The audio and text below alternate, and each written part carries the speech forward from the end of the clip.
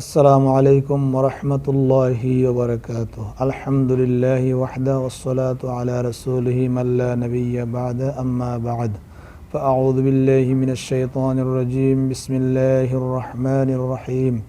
ইয়া আইয়ুহাল্লাযীনা আমানু ইযা কুমতুম ইলাস সালাত ফাগসিলু ওয়ুজুহাকুম ওয়া আইদিয়াকুম ইলাল মারাফিক ওয়ামসাহু বিরুউসিকুম ওয়া আরজুলাকুম ইলাল কা'বাইন। قال رسول الله صلى الله عليه وسلم لا يقبل الله صلاة أحدكم إذا أحدث حتى يتوضأ أو كما قال عليه الصلاة والسلام। আজকের আলোচ্য বিষয় হচ্ছে ওযুর ফজিলত। বিশ্ব প্রতিপালক মহান রব্বুল আলামিনের সৃষ্টিকুলকে সৃষ্টি করে দুনিয়াতে পাঠিয়েছেন কেবল একটি উদ্দেশ্য সামনে রেখে, আর তা হচ্ছে তার দাসত্ব ও গোলামি করা। এই দাসত্বের মধ্যে রয়েছে নামাজ, রোজা, হজ এবং যাকাত। নামাজ আল্লাহ তাআলার বড় একটি ইবাদত, বড় একটি হুকুম।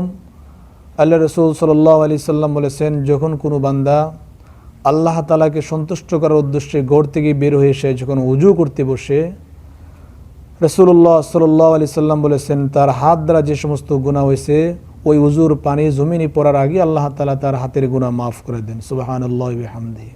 তদ্রূপ বলা হয়েছে, তার মুখ দ্বারা যে সমস্ত গুনাহ হয়, তার চেহারা দ্বারা যে সমস্ত গুনাহ হয়, ওই সমস্ত চেহারার পানি জমিনে পড়ার আগে আল্লাহ তাআলা ওই উযুকারীর গুনাহ মাফ করে দেন। সুবহানাল্লাহি ওয়া বিহামদিহি। তদ্রূপ বলা হয়েছে, পায়ের দ্বারা এরকম তার অঙ্গ প্রত্যঙ্গগুলো দ্বারা আল্লাহ সুবহানাহু ওয়া তাআলা তার গুনাহ মাফ করে দেন। আরেক হাদিসের মধ্যে আসছে, মা আয়েশা সিদ্দিকা রাদিয়াল্লাহু তাআলা বলেন, ইয়া রাসূলুল্লাহ সাল্লাল্লাহু আলাইহি সাল্লাম, এই হাজার হাজার উম্মতের, হাজার হাজার নবীদের মধ্যে আপনার উম্মত কেমনে কীভাবে চিনবেন? রাসূলুল্লাহ সাল্লাল্লাহু আলাইহি সাল্লাম বলেন, হে আয়েশা, তুমি জেনে রাখো, হাজার হাজার ঘোড়ার মধ্যে যদি, কালো ঘোড়ার মধ্যে যদি এরকম তার কপালে, তার পায়ে যদি এরকম চাঁদ চিহ্ন থাকে, তাহলে চিনতে কি কোনো অসুবিধা হবে? মা আয়েশা সিদ্দিকা রাদিয়াল্লাহু তাআলা বলেন, ইয়া রাসূলুল্লাহ, নিঃসন্দেহে কোনো সন্দেহ হবে না। তদ্রূপ আমার উম্মতরা যারা ৫ ওয়াক্ত নামাজ পড়তে গিয়ে যারা ওযু করেছে, তাদের ওযুর এরকম তার চেহারা এরকম হাশরের ময়দানে এরকম চাকচিক্যময় উজ্জ্বল হয়ে দাঁড়াইবে। সুবহানাল্লাহি বিহামদিহি। এই জন্য আমাদের ইবাদত হচ্ছে নামাজ। যেরকম নামাজ ওযু ছাড়া তার নামাজ হবে না। আল্লাহ রাসূল সাল্লাল্লাহু আলাইহি সাল্লাম বলেছেন, লা ইয়ামাসসুহু, আল্লাহ তাআলা বলেছেন, লা ইয়ামাসসুহু ইল্লাল মুতাহহারুন, যে তোমরা স্পর্শ করো না পবিত্রতা ছাড়া কোরআন শরীফ। তাহলে বোঝা গেল, ইবাদত করার, নামাজ পড়ার পূর্ব শর্ত হচ্ছে পবিত্রতা হাসিল করা, আর সেই পবিত্রতার মধ্যে রয়ে গেছে কি? ওযু। এই জন্য উযু যে ব্যক্তি করবে এবং উযুর শেষে যে ব্যক্তি একটি দোয়া পড়বে, আশহাদু আল্লা ইলাহা ইল্লাল্লাহু ওয়াহদাহু লা শারীকা লাহু ওয়া আশহাদু আন্না মুহাম্মাদান আবদুহু ওয়া রাসূলুহু। আল্লাহ রাসূল সাল্লাল্লাহু আলাইহি সাল্লাম বলেছেন, যে ব্যক্তি উযুর শেষে এই দোয়াটি পড়বে, আল্লাহ তাআলা জান্নাতে তার জন্য ৮টি দরওয়াজা খুলে দিবেন। সুবহানাল্লাহি ওয়া বিহামদিহি। আরেক হাদিসের মধ্যে আসছে, আল্লাহ রাসূল সাল্লাল্লাহু আলাইহি সাল্লাম যখন মেরাজে গিয়েছিলেন, ওই মেরাজের মধ্যে হযরত বেলাল রাদিয়াল্লাহু তাআলা আনহুর এরকম জুতার আওয়াজ শুনতে পাইলেন।